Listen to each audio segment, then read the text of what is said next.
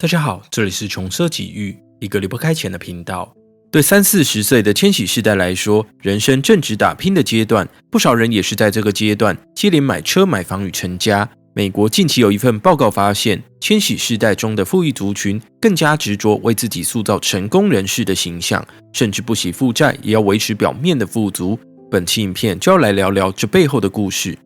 在美国人眼中，千禧世代曾经是乐观的一代。这群人在成长过程中正值科技飞速发展的阶段，每天都有新的技术实现民用商业化。然而在老一辈眼中，千禧世代也有许多他们看不惯的特点，像是职场斗志不足又沉迷享乐。而在这之下，千禧世代面临的处境也相当复杂，特别是科技带动巨量资讯传达，让他们对眼见的所有一切都容易保持怀疑的态度。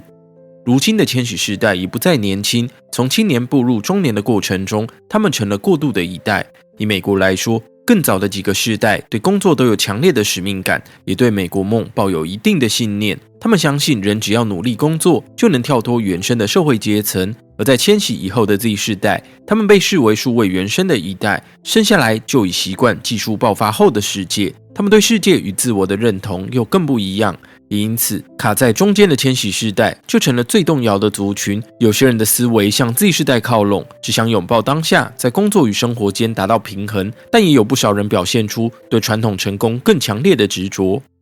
研究报告显示，在30-40岁的族群中，有不少人在设定财务目标时，会建立在父母对中产阶级的想象。首先是要接受良好的教育，接着找一份稳定的工作，之后买房与结婚，然后帮孩子准备教育基金，之后便要开始存自己的退休金。而这些计划都围绕着一个关键，那就是资产。根据联准会3年一度的美国家庭财务调查，2022年时，35到44岁的族群净资产中位数是13万5千美元，与更年长的年龄层相比，因为累积财富的时间有差距，这个族群在净资产规模上不算有优势。按理来说，在这样的情况下，想要达到传统的成功目标，人们应该要减少支出。但近期的研究却显示，不少美国千禧世代正落入金钱畸形症的陷阱，对自身财务状况的理解出现扭曲，导致做出错误的消费决定，像是梦想成为富裕人士，就因为当前财力不足，对心理健康造成打击，结果靠负债打造出虚假的有钱人设。美国商业杂志财新在2024年2月刊出一篇报道，内容引用富国银行的研究，指出有超过一半的富裕千禧一代坦言他们在生活成本上有庞大的压力，但同时却有60%也表示，让别人认为他们在财务上看起来成功是一件相当重要的事情。这项研究有一个重点，不只是收入不足的人会对财富攀比感到有压力，就连年收入至少25万美元的有钱族群也无法逃脱攀比的恶性循环。有40%的受访者认为必须拥有明显的财富标志，例如购买名车、精品服饰或买房。至于要多有钱才称得上幸福，2023年有金融公司公布一项调查，发现全年龄段的受访者认为可以买到幸福的平均年收入要达到28万美元，是美国平均年薪的4倍以上。其中千禧世代的要求远高过其他世代，将他们的幸福门槛设定在年收入52万美元以及净资产170万美元。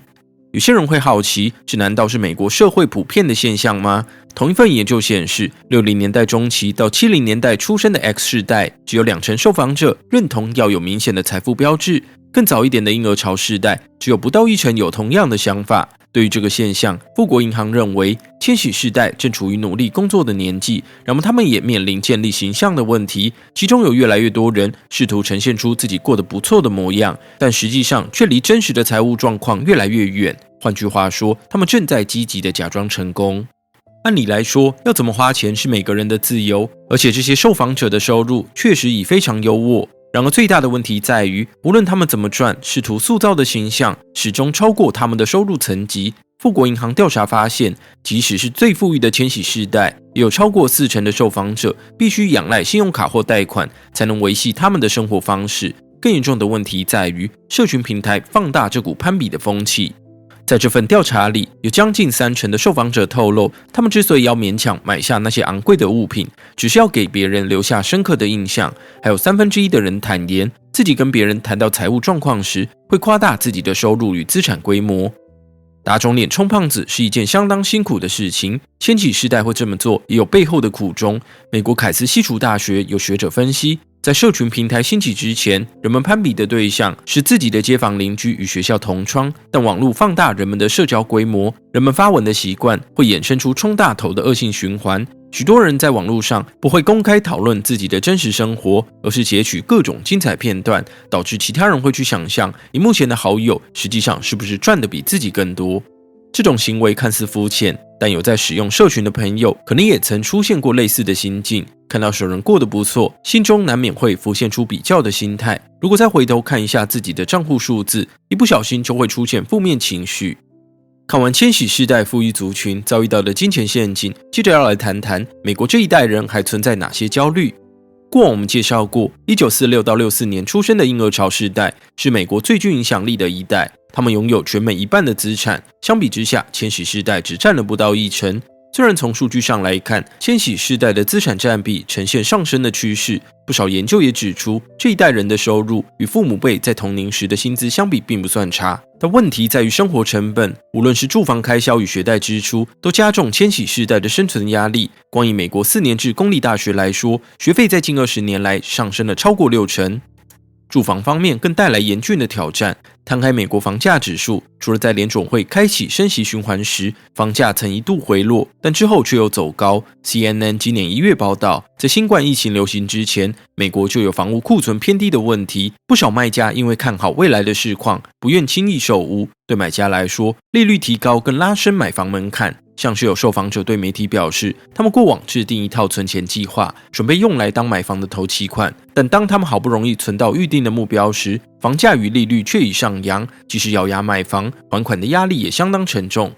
虽然美国正面临大规模的财富转移，预估到了2023年，千禧世代能借由接收遗产，将资产规模扩增到现在的5倍。但问题在于，这波财富转移的赢家属于家里有矿的族群，一般人还是要乖乖上班工作。专家认为，残酷的社会现实也是部分千禧世代选择花钱充门面的原因。他们是美国历史上教育程度最高的一代，但文凭贬值加上生活成本飙升，让许多人不敢奢望能累积财富。这也带出更深层的问题：千禧世代正在失去对美国梦的信心。总结来说，对成功的认知以及生活压力与社群媒体都对攀比风气构成推波助澜，让即使是千禧世代中收入不错的族群，也不得不选择打肿脸充胖子，同时增加了自己的财务风险。对每个人来说，正确认知自己的收入与资产能应付多高的生活水准，都是相当重要的课题。好了，这集的穷奢就到这里。对这个话题有兴趣的朋友，不妨在下面留言聊聊你们的想法，也欢迎追踪我们的脸书与 IG。我们下一集再见，拜拜。